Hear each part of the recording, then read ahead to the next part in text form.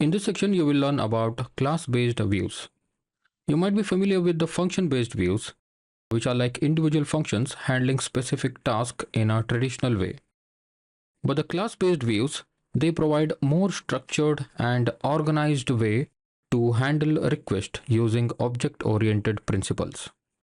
Class-based views take away conditional checks that we have been using in function-based views, and we can use instance methods like get, post, put, and delete.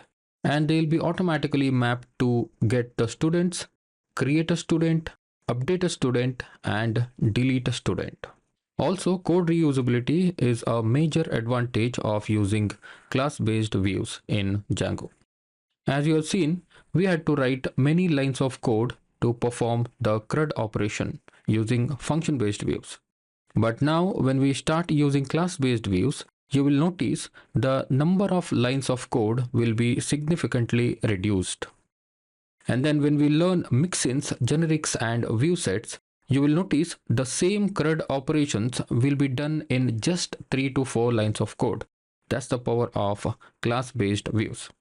Just a quick note here, sometimes things get a little bit complicated when learning class-based views because we are used to function-based views that are straightforward. But in class-based views, you'll have to follow a certain methods. That's where some beginner developers can get confused. If you are one of them, don't worry, it is very common and it's totally fine. I know class-based views are not straightforward. You will need more practice to get a hold of it. Once you get comfortable with it, you will definitely be thankful for these class-based views.